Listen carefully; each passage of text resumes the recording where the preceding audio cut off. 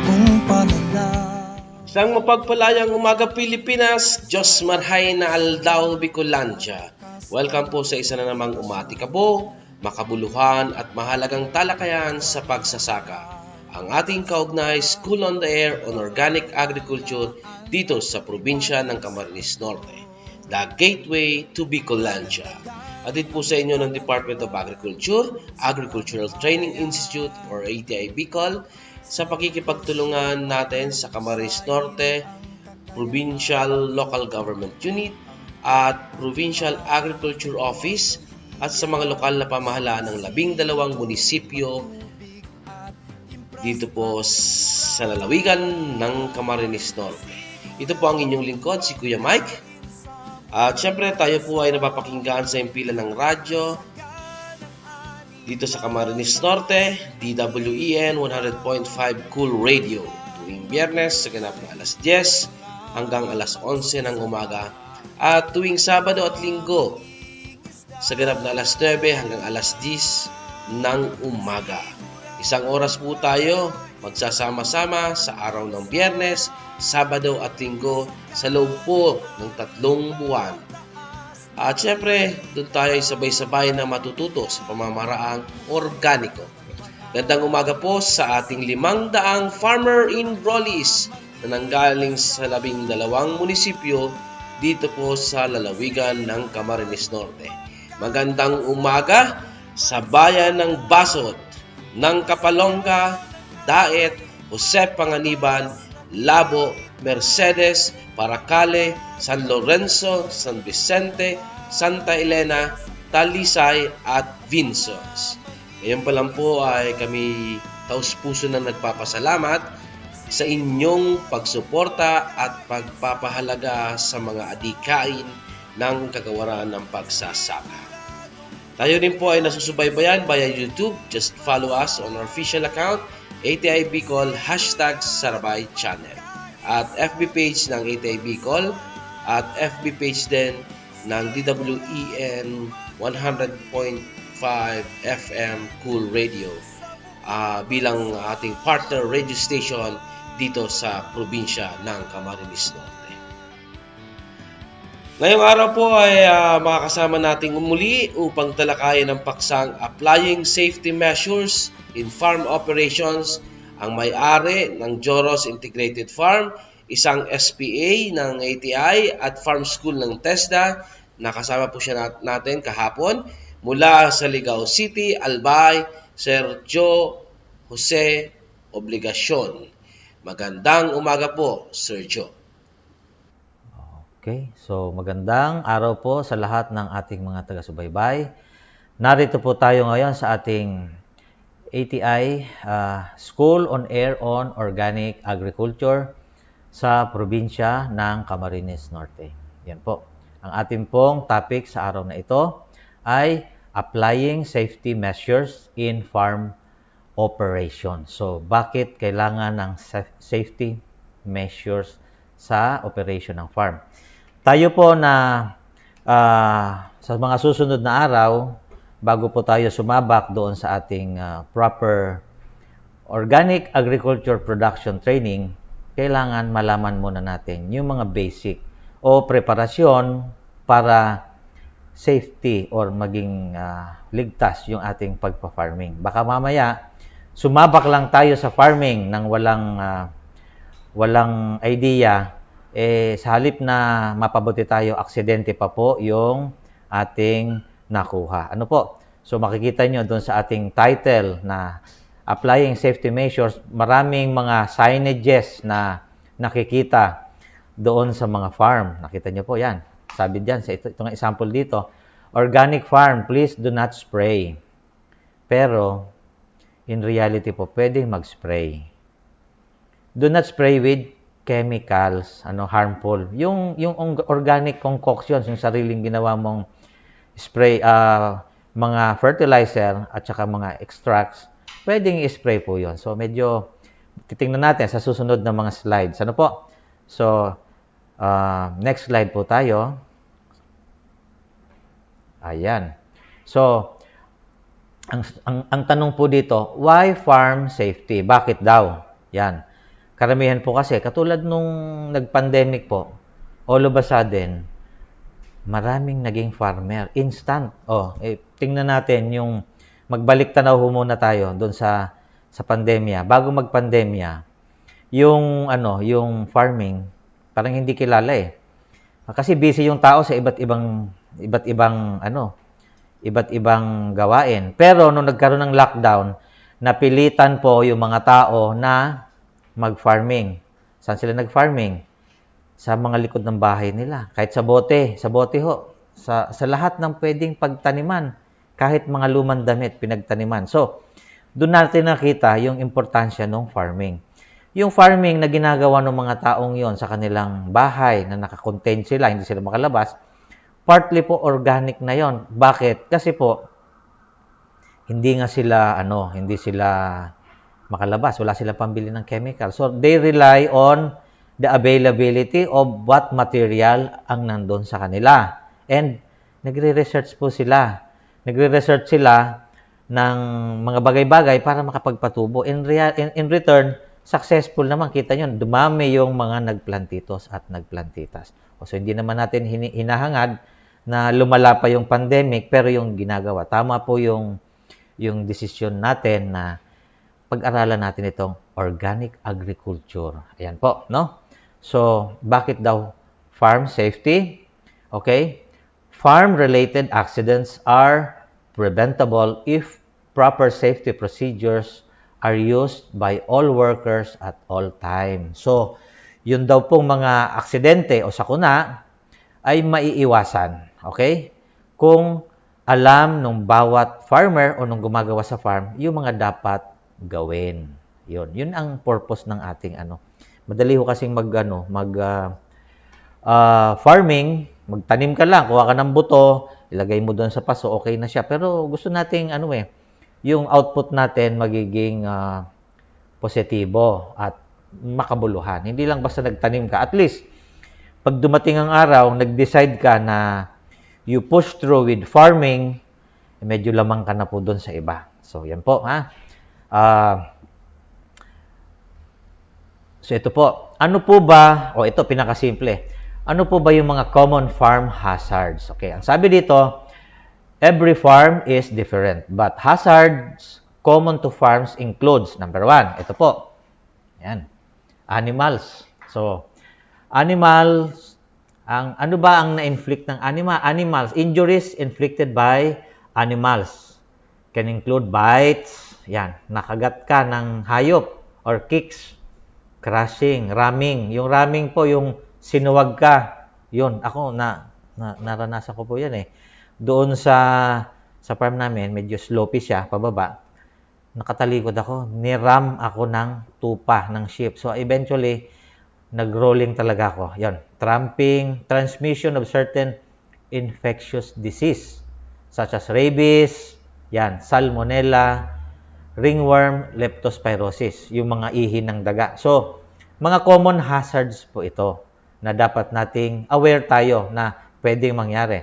So, ano ang potensyal? Dapat ito ay may iwasan. Halimbawa, yung usually po sa organic farm, bawal po yung nakawalang hayop. Ano po? Kasi hindi tayo nag-spray. So, yung mga animals natin, dapat ano rin siya. Hindi lang doon sa kagat, kundi sa mga i-emit nilang mga transmit nilang mga sakit or mga flea. Yan. Okay? Ano pa yung mga common hazards? Pesticides and herbicides can cause injuries such as burns, respiratory illness, or poisoning. So, yung chemicals po, alam natin, lalo na yung commercial farming, ay gumagamit sila ng mga sprays nila, chemically manufactured sprays. So, hindi lang po yan, hindi mo kailangan maamoy, mainom o mapunta sa bibig mo. Sapat na yung malagay lang, madaite doon sa skin mo. Kasi yung mga skin po natin, may mga capillaries yan. May mga nerve-ending capillaries, nag-absorb po yun ng whatever na tumama doon sa skin mo. O kahit mainit siya nararamdaman, yung mga receptors dyan, halimbawa, ito pinaka-example, bilad mo yung kamay mo, ilabas mo sa araw, sobrang init. Ganun din, pag may tumamang chemical doon, hindi mo naramdaman yung init pero na-absorb ng katawan mo. So yan po ay mga common hazard. Okay. Ano pa po yung mga hazardous locations? Yato, confined spaces such as silos, water tanks, septic vault, manure pits, which may contain unsafe atmosphere. O ito, which can cause poisoning or suffocation. Okay, so ano pa yung mga pwede? Nakikita nyo, yung mga hukay daw or mga septic vaults, Poso Negro, mga pinagtatapunan natin ng dumi. Halimbawa, marami kang hogs o babuyan. Ano po? So, sa isang lugar mo lang siya tinatapon, sa isang hukay, yun po ay hazardous. Kasi po,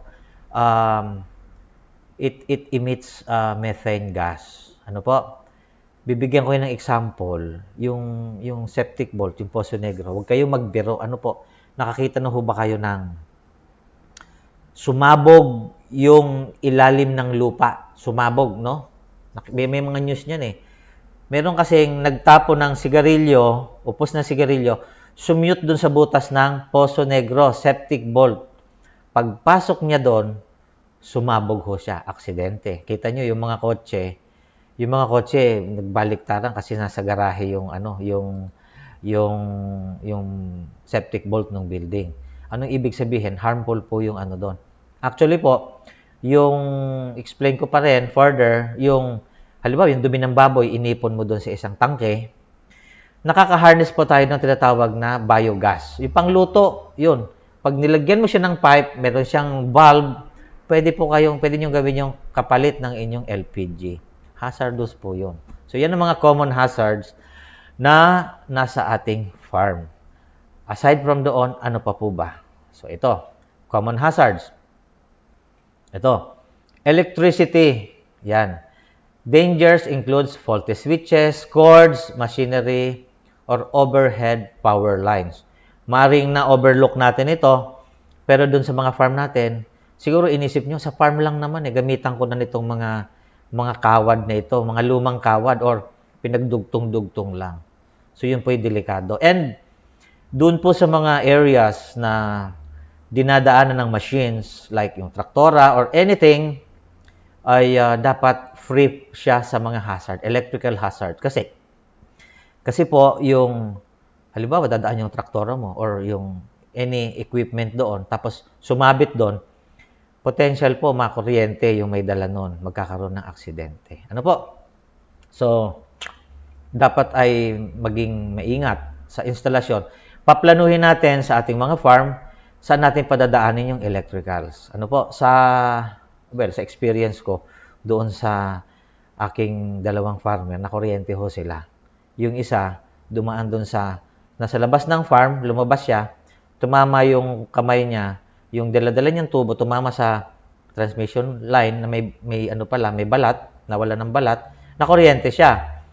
Bago ko mapatay yung switch, yung kasama niya, hinablot siya, dalawa na silang nanginginig ngayon. Huwag kayong matakot po. Make sure na yung ating electrical systems, mayroon tayong main switch. Alam natin kung saan yung main switch. Para po, in case of aksidente or may nasusunog, yun lang po yung ating papatayan, main switch. Pag pinatay mo lahat, that means cut off na yung kuryente. Hindi po napapatay ng tubig ang kuryente. Tandaan nyo po, lalo kayong makukuryente. So, yan ang mga common hazards. No? What else? Ito pong machinery includes tractors without rollover protection. Yung i-discuss natin, ano ba yung rollover protection? Structures, power take-off, chainsaw.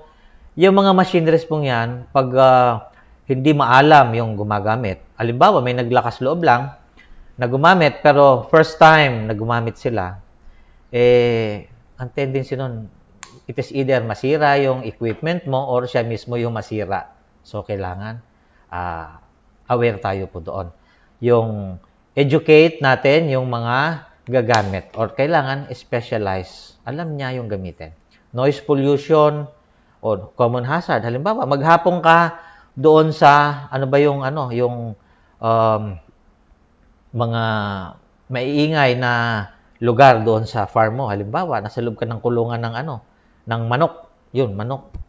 So maghapon, na-expose ka na doon sa mga tilaok ng manok maghapon. Constant 'yon. Yun po 'yung hazardous sa ating may allowable na sounds at saka dapat lang na time, na duration na nandun tayo. Hindi the whole maghapon. Kaya nga po minsan yung mga operator ng heavy equipment like ng tractor, meron silang tinatawag na earplug. Naka-plug sila. Kasi kung maingay yung machines, nasisira yung ating hearings, no? So, yung ating, okay. Mechanical, chemical hazards, yan, electrical hazards. Yan yung mga nangyayaring akala natin kaya lang remedyohan. Pero, medyo extreme. Yung chainsaw, wag niyong biruin yon. Pag naputol yung kadena nun na tumiikot, may kalalagyan po tayo ron. So, mamaya i-discuss natin paano natin ito-troubleshoot yun. Ano po? So, next po tayo. Okay, another common hazard. So, vehicles, crashes or fall from motorbikes, two-wheel, quad bike, tractors, horses can result in major injuries. So, pag-iingat, halimbawa, huwag tayong sasakay ng kabayo o ng kalabaw, hindi talaga natin alam. Baka naman sasakay ka for selfie lang. Selfie, hindi naman talaga for farm operations, hindi mo alam, sinipa ka ngayon ng kabayo. Yan, may horseshoe kang naka dyan. And, tingnan nyo po ito, yung traktora sa picture na aksidente. Ano po? What else? Water drowning can occur in as little as 5 cm. Kita nyo, 5 cm, ganyan lang kaliit. 2 inches, no? Anong dahilan? Yung bata, nakalimutan ng magulang, meron palang balde na may tubig, na suhi yung bata ron, bumulusok, hindi na niya ma-recover. So, pwedeng panggalingan. Common hazard, napakasimple lang. Isang baldeng hindi pa napuno ng tubig. Ano po? So, what else? Dams and lakes. Dapat, kung meron tayong mga ginawang maliliit na fish ponds sa ating farm, or para, siyempre gusto natin maganda, gusto ko na magkaroon ng dyan, may maliit na pond or something. Dapat po, alam natin na hindi yun hazardous, lalo sa mga bata, no? So, kung sa farm natin may mga creek or mga canals, dapat kahit paano meron tayong security barriers or mga harang, no? Okay, so ano pa yung mga common sa farm? Ito, hazards include sunburn, heat stroke, dehydration. Meron pa nga rito hypothermia, sobrang gininaw. Siguro naulan na nito maghapon, no? So anything exposure sa environment na hindi angkop or sumobra, masama. Ito, sunburn. So, ano ang solusyon sa sunburn? Natural, dapat nakasuot ka ng hindi ka masusunog, no? Kung pwede lang, nakabalot lahat yung pati mukha mo. Kasi, just imagine, maghapon kang nagbibilad, wag nating sanayin, kasi sa una po, syempre mararamdaman mo yan sa mga susunod. Pero light na, hanggang dumating sa time na nag-a-adjust ka na dun sa init. Baliwala na sa'yo, baliwala na yan, okay na yan. But eventually, dun sa nauna nating pinag-aralan, that yung too much heat, nagka-cause ng stress. At magkakaroon ka ng dermatitis or skin disorder, no? Magkakaroon ka, masisira yung balat mo nun, no? So, heat stroke. Heat stroke. Akala mo lang, nahihilo ka. Yung pala, na-heat stroke ka na sa panahon ngayon, lalo summer. Ano pa? Dehydration. O hapong-hapo ka, nasa farm ka, nandun ka sa bundok, wala kang dalang inumin. So, paypay ka ng paypay, wala kang mainom, magkakaroon ka ng dehydration. Hindi yung hypothermia, maring maghapon, sabi niya, hindi, okay lang yan. Ulan lang naman yan naliligo nga ako maghapon So, anong ginawa? Kahit umuulan, nag-farming, nandun na siya, naulanan siya, todo maghapon kasi nangihinayang siya. Ganun ho talaga minsan yung mga farmer. At lalo desidido kami, tayo, sa experience namin, minsan manghihinayang ka talaga dun sa oras. No? But, pinaka-importante, alagaan natin yung ating sarili. Ano po? There is always prevention na pwedeng gawin. Ano po? Next. Okay. So, paano po natin magagawang safer? Making your farm a safer place. Yan. Ito na po yung mga tips So, na-identify natin yung mga critical na maaaring panggalingan ng aksidente sa farm. So, ito po yung mga suggestions. Suggestions for making a farm a safer place to include. Number 1, okay, regularly walk around your farm and assess potential danger. Okay, sandali lang. Anong gagawin natin dito? Pag sinabing walk regularly, ibig sabihin, talagang magtsatsaga ka mag-inspeksyon bilang farm owner para makita mo. Medyo lilingon-lingon ka at aalamin mo ano ba yung mga pwedeng panggalingan ng danger dito. Hazardous. Hazard. So, hindi pwedeng iasa mo lang doon sa kasambahay mo or sa farm worker mo na tatanungin mo, ano bang delikado dyan? So, ikaw mismo, on your own, kailangan po ay, alam natin yung ating farm, yung orientation ng ating farm. Kahit nakapikit ka, alam mo kung nasaan yung isang lugar doon sa farm mo. Kabisado mo. Hindi yung tatanungin mo pa yung worker mo, saan nga ba ito nakalagay? Yun po. Yun ang isang mga characteristics ng totoong farmer, no? Okay.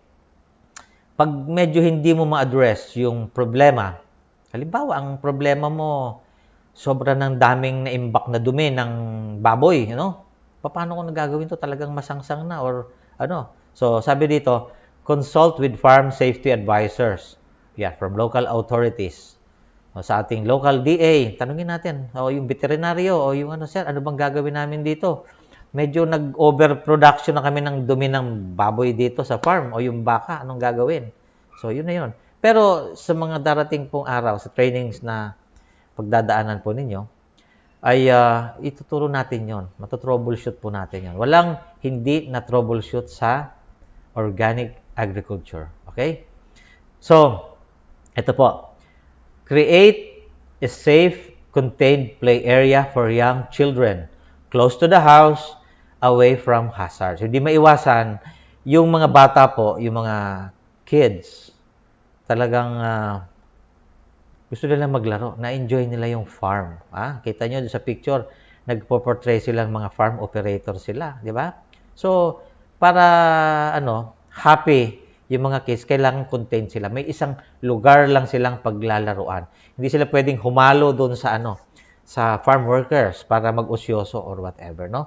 So, while enjoying ng farming, yung mga bata nag-enjoy din. Maring at a distance nakikita nila yung ginagawa sa farm activities, pero nandun lang sila.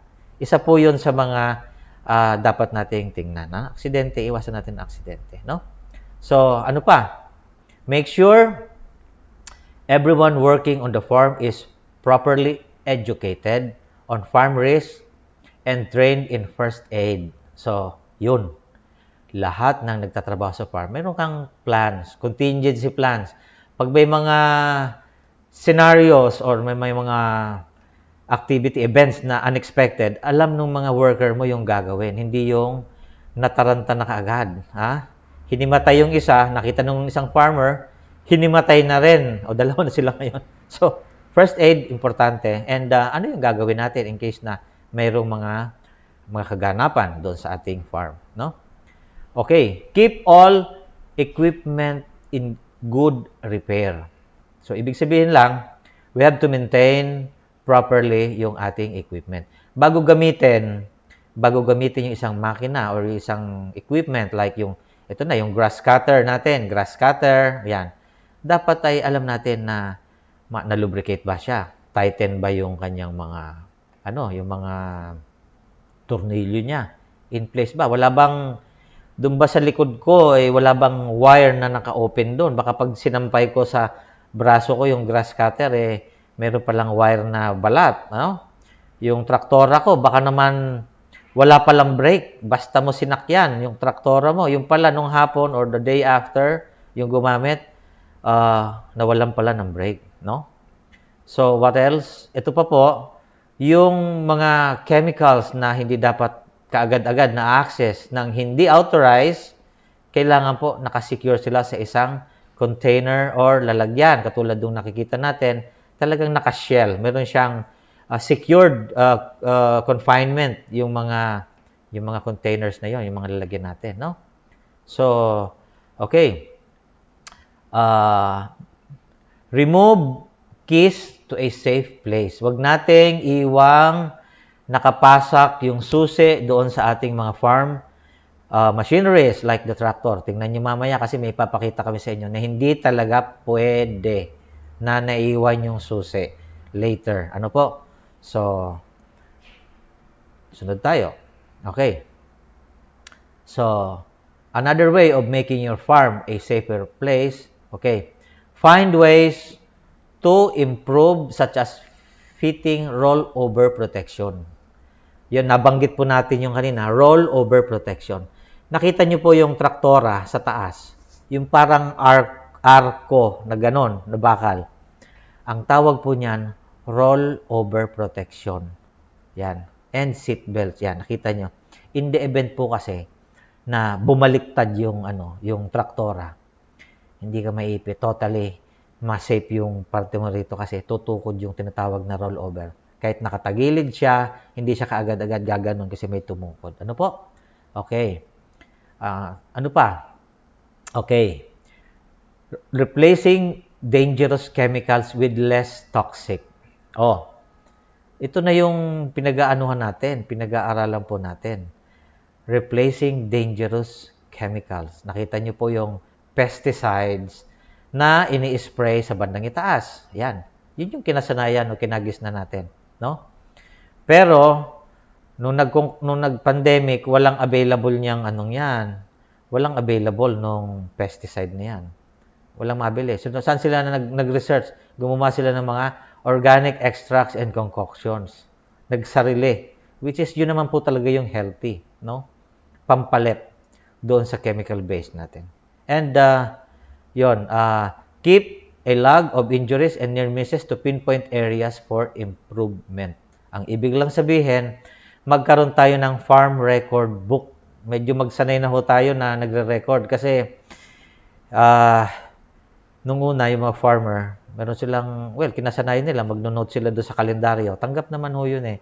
Nagno-note sila doon sa, sa calendar para alam nila yung record nila. Paano pag after 1 year, nagpalit ka ng kalendaryo, wala na. Makakalimutan mo na yung ginawa mo last year.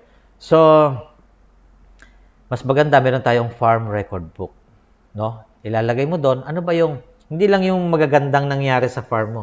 Even yung mga accidents, yung mga sablay, yung mga hindi dapat nangyari, ilalagay mo doon. Para, meron tayo, nare-review ho natin yon later. Paano natin ma-improve? Paano maiwasan? Yun din ang paraan, paano mo i-discuss dun sa mga sa mga worker mo, paano maiwasan yung ganong senaryo? Kasi, baka mamaya sa halip na nakasave ka ng pera dahil nag-organic ka, hindi gumastos ka naman ng katakot-takot sa aksidente. Ano po? So, ito, consult with other workers and family members how to improve safety. So, kung small scale yung farm, i-konsulta natin yung ating kapamilya. Tandaan natin, sabi nga namin sa amin, the family that farms together stays together talaga. Kasi po yung farming, lalo yung sarili natin, personalized, it will prosper. Ano po? Pag suportado ka ng iyong pamilya, you impart them the benefits nung ginagawa nating organic agriculture, Kasi yun ay pakinabang, hindi lang sa atin, sa iyo personally, tayo nagte-training, higit sa lahat doon sa kapamilya natin. We will educate them na pag sinuportahan nila tayo ay higit pa doon yung benepisyo makukuha ng isang nagpo-produce, suportado ng iba, mas lalaki po yung productivity natin. And in terms of safety, lahat makakapag-share ng kanilang mga saloobin.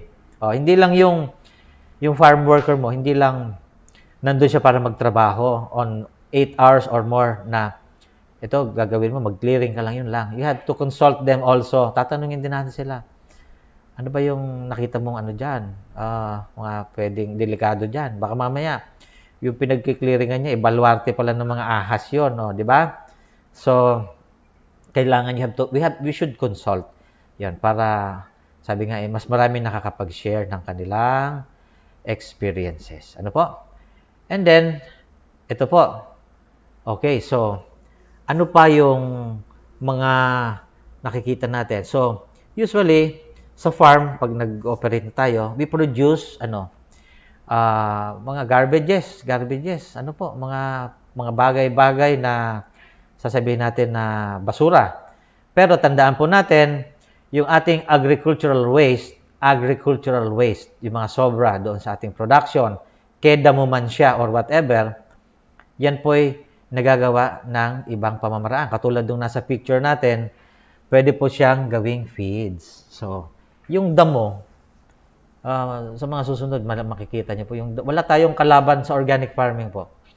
Sabi nga, sa organic farming, yung mga insekto, the good and the bad exist. Pagdating sa insekto, maraming anay doon sa farm mo, no? Bad. Sabi niya, bad yan eh. Kasi anay yan eh. Pero, paano siya nagiging good? Subukan natin, paano magiging good yung anay? Subukan mong itali yung mga manok mo doon. Uubusin po yung manok mo, yung mga anay. Yung resulta, hindi ka bumili ng feeds, nagkaroon pa ng maraming protein yung mga manok mo. So, di ba? Yung bad, naging good siya. Ano po? So, yung farm waste can be convertible to feeds. O halimbawa, nag-ani ka ng kamote, ganun. Farm, maliliit lang, yung mga ugat-ugat na. Pwede po yung pwede siyang i-chop para pakinabangan ng mga hayop. Tutukain po yun. And, tandaan po natin, we segregate. Tandaan natin, meron tayong farm waste na madali i-compost, meron tayong non-compostable, recyclables, or reuse, repurpose. Halimbawa, yung mga bote can be repurposed. Pwede siyang taniman. Sa cases ng mga nasa bahay, pwede siyang container gardening.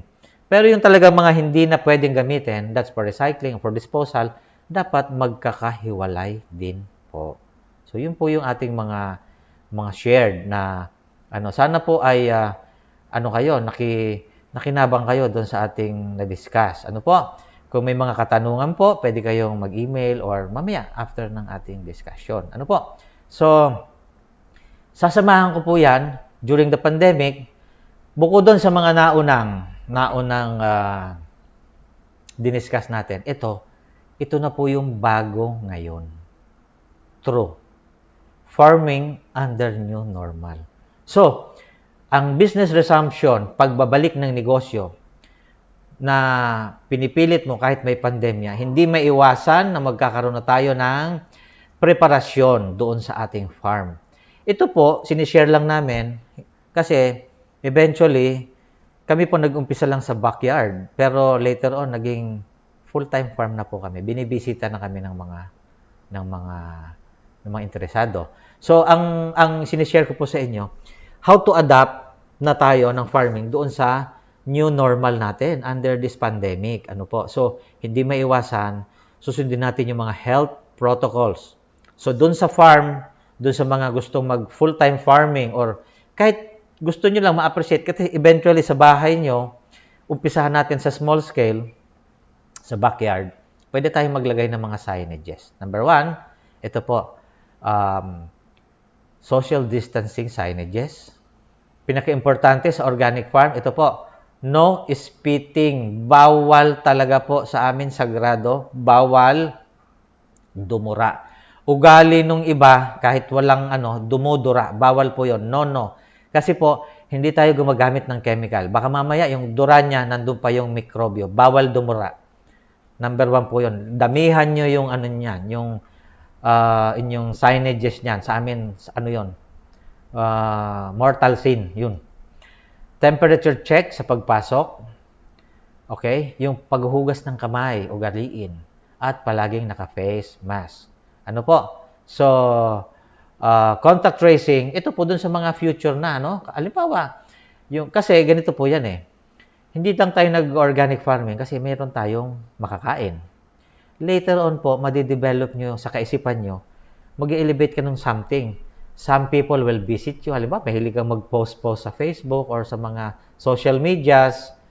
Hindi maiwasan. May dadalo kami dyan. Pag nakita nila ito, they will appreciate it. Kasi po, you're protecting them, yourselves, and the visitors para magkaroon tayo ng hawaan doon sa ating pandemic, COVID-19 pandemic. Tandaan po natin, prevention is better than cure. Tantarin nyo ng signage. Kahit sa bahay, umpisahan nyo ho yan. Ma-appreciate nyo. Hindi po yung kaartehan. That's, realidad na po yan. Diyan tayo mabubuhay. Hindi na natin maalis yung pandemic, yung mga sakuna, yung climate change, i-mitigate na lang natin, bawasan na lang, pero may paraan para makakomply tayo ng safe lahat. Mas maganda, hindi nagkakasakit. Sabi nga dun sa unang lecture natin, let thy food be thy medicine, o yung kinakain natin, maging ating medisina. Ano po? So, happy farming po sa inyong lahat. At see you po sa susunod na edition ng ating training. Maraming salamat po sa inyong pagsubaybay. Yeah, okay. So maraming salamat po Sir Joe Obligacion ng Joros Farm para sa napaka-komprehensibong pagpapaliwanag on applying safety measures in farm operations. Bukas ay makakasama pa rin po natin si Sir Joe upang talakayin naman ang patungkol sa paggamit ng mga farm tools and equipment. Ayan mga farmer enrollees, marami na naman nadagdag na kaalaman ang ating nakuha. Bukas ipagpapatuloy po natin ang mga paksang nakasalang pa dito sa ating School on the Air on Organic Agriculture. So ayan, inabot naman po tayo ng oras. Napakabilis po talaga. Maraming salamat po DA. Maraming salamat din po sa provincial government unit ng ating Camarines Norte. Lalo-lalo po sa ating Office of the Provincial Agriculturist at ang 12 LGUs ng Camarines Norte. Sa aming Center Director, Ma'am Elsa, Chief ng aming section, IS section, si Ma'am Prime, at nakasama rin po natin sa technical side si Kuya Chan Tosok, si Kuya Marjan, at syempre si Ate Joy Dean, ang ating admin staff ng IS. Maraming salamat po sa ating mga kaugnay sa pagsubaybay, pakikinig at panonood. Bukas po ulit, same time, same station. At ito po ang inyong likod, si Kuya Mike na nag-iiwan ng isang masaganang ani, mataas na kita mga kaugnay. Stay safe, stay healthy, let food be your medicine and medicine be your food. Sa OA, we are all okay. Diyos mabalos po.